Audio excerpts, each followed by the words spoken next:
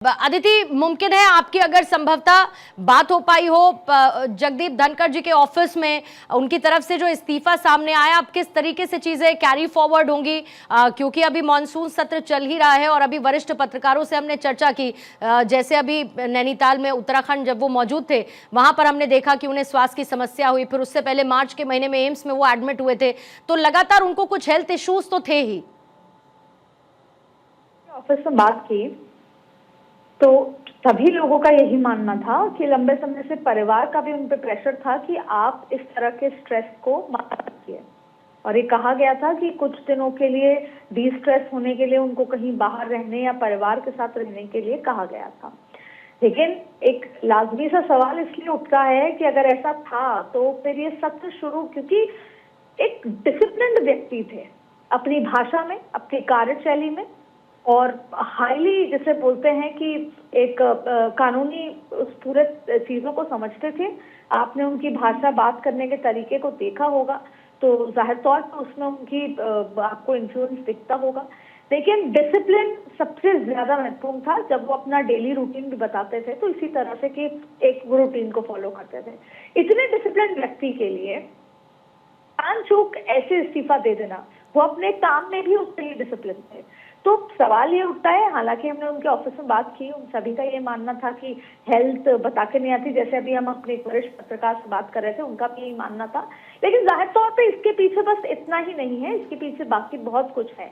अब सवाल ये है कि कल सुबह सत्र जब शुरू होगा तो क्या नजारा देखने को मिलेगा। आज उस समय जब सत्र में हंगामा चल रहा था, एडजर्न हो रही थी, उस समय मैं खुद लोकसभा राज्यसभा के कॉरिडोर में मौजूद थी और वहां पर मैंने देखा कि किस तरीके से, चाहे फिर ऑपरेशन सिंदूर के बयानबाजी को लेकर क्या चीजें चल रही होंगी, लेकिन कुछ जो उनके करीबी लोग हैं वो ये भी कह रहे हैं कि पिछले 4 दिन के जो स्पीचेस हैं या पिछले 4 बार की उनकी संसद के अलावा जो स्पीचेस हैं, अगर उसको कहीं ना कहीं ध्यान से समझा जाए, सुना जाए, अगर किसी ने सुना है तो ये समझ आएगा कि वो कुछ ठीक नहीं चल रहा है, कुछ डिस्टर्ब नजर आ रहे हैं। ऐसा मुझे अभी अभी कहा गया जब मैंने उनके आसपास के लोग जो उनके फैसले को इन्फ्लुएंस करते हैं उनसे बात करने की कोशिश की गई, तो उन्होंने कहा कि आप उनको समझने की कोशिश कीजिए, पिछले पुराने 4 स्पीचेस को उठा के देखिए। अब सवाल पर घूम फिर कर यही है कि जाहिर तौर पर जब बात हेल्थ इश्यूज की आती है तो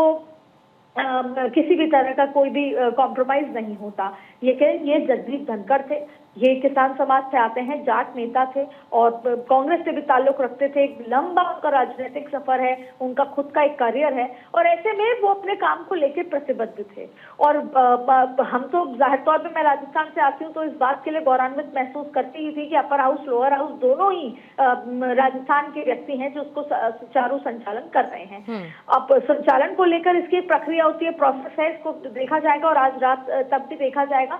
लेकिन अभी बहुत सारे सवाल उठेंगे और ये सवाल आप और हम तो आज कर ही रहे हैं। कल सुबह 10:30 बजे ये प्लान किया गया था कि मकर द्वार पे वॉकआउट किया जाएगा, मकर द्वार पे विपक्ष की तरफ से हंगामा किया जाएगा ऑपरेशन सिंदूर को लेकर, तमाम और मुद्दों को लेकर। और ऐसी स्थिति में जब राज्यसभा की ये तस्वीरें हैं, कहीं ना कहीं अभी अपडेट आएगा कि कल सुबह की तस्वीर क्या होगी, लेकिन फिलहाल विपक्ष ये जरूर सवाल उठाएगा। और उस विपक्ष में भी जयराम रमेश, क्योंकि वो राज्यसभा बैठते हैं और वो बॉडी लैंग्वेज को बहुत क्लोजली मॉनिटर कर रहे थे। आज जब मल्लिकार्जुन खड़गे ने पत्रकारों से शाम 6 बजे बात की थी ऑफ रिकॉर्ड, तब वहां पर जयराम रमेश इस बात का इंडिकेशन दे रहे थे कि कहीं ना कहीं कुछ चीजें बयान से और तमाम तरीके की चीजें नजर आ रही हैं। तो विपक्ष इस सवाल जरूर उठाएगा कि सरकार क्या कर रही है। जाहिर तौर पर विपक्ष के लिए बैठे बैठे बड़ा मुद्दा है। लेकिन फिलहाल आपको बता दें कि जब हम बात करते हैं कि देश की 4 बड़ी पोस्ट, उसमें पहले अगर राष्ट्रपति प्रेसिडेंट ऑफ इंडिया है तो वाइस प्रेसिडेंट ऑफ इंडिया का पद प्रधानमंत्री से भी ऊपर, जब आप कभी कार्यप्रणाली प्रोसेस को देखेंगे हाउस के, बहुत महत्वपूर्ण हो जाता है। तो ऐसी स्थिति में उनका ये इस्तीफा देना, अक्सर ऐसी बातें होती हैं जाहिर तौर पे जब ये होता है कि इस्तीफा को टाल दिया जाएगा या ये सत्र खत्म होने के बाद दे दिया जाएगा क्योंकि काम चल रहा है। और ये जो पूरी पॉलिटिक्स है वो परसेप्शन की पॉलिटिक्स है। जब हम बात परसेप्शन की, मैसेजिंग की पॉलिटिक्स की करते हैं तो हम कई ऐसे फैसले इससे टाल दिया करते हैं कि विपक्ष को या देश भर में मैसेज एक अलग तरीके का जाएगा, पर ऐसा नहीं हुआ यहाँ पर। अगर स्वास्थ्य के कारण भी हैं, और कई बार ऐसा होता है कि ऐसा इशू हो गया कि जिसकी वजह से अस्पताल जाना पड़ा, इसलिए वो कल से अब नहीं आएंगे, इसलिए अब वो इस्तीफा दे रहे हैं, लेकिन ऐसा भी नहीं हुआ। तो जाहिर तौर पर ये सवाल है, और मैं इसलिए आपसे चर्चा कर रही हूँ पूर्णिमा, क्योंकि जब कल सुबह फिर हम 10 बजे पार्लियामेंट पहुंचेंगे तो वहां पर यही चर्चा कल हमको देखने को मिलेगी, जिसमें कहीं ना कहीं बिटवीन द लाइन से समझने की कोशिश होगी कि आखिर वो क्या वजह थी कि सत्र के चलने के दौरान जगदीप धनखड़ को इस्तीफा देना पड़ा, जो कि एक डिसिप्लिन्ड व्यक्ति थे, अपने कार्य के लिए प्रतिबद्ध थे। तो जाहिर तौर पे विपक्ष के लिए ये सवाल बहुत लाजमी होगा। अभी रिसेंटली जयपुर में ही स्नेह मिलन समारोह अदिति आयोजित था, उसमें जगदीप धनखड़ भी मौजूद रहे थे और उन्होंने ये भी कहा था कि दुश्मन सीमा पार हो सकता है लेकिन देश में नहीं। उन्होंने लोकतंत्र का भी जिक्र किया था, जिस तरीके की परिस्थितियां बन रही हैं, एक दूसरे के आप दुश्मन नहीं हो सकते, ये भी बातें थी। और ऐसे उनके बहुत सारे स्टेटमेंट रहे हैं जो बहुत बोल्ड, टू द पॉइंट, बिना किसी मिलावट के उन्होंने सामने रखे हैं। लेकिन अब घूम फिर के फिर सवाल यही आता है कि इसमें संभावनाएं क्या नजर आती हैं।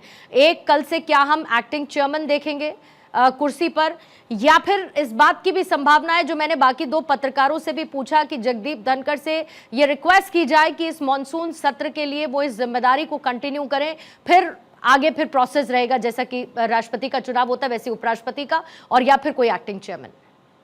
जाहिर तौर पे अब ये कल का सूरज जो है वो बताएगा कि किस तरह की स्थिति है। अगर उनको एक्टिंग अभी कहा जाता है कि आप कंटिन्यू करें जब तक ये सत्र होता है, यानी कि अगली 20 सिटिंग और, तो लगभग 1 महीना, तो जाहिर तौर पे ये एक ऑप्शन है जिसका आपने जिक्र किया।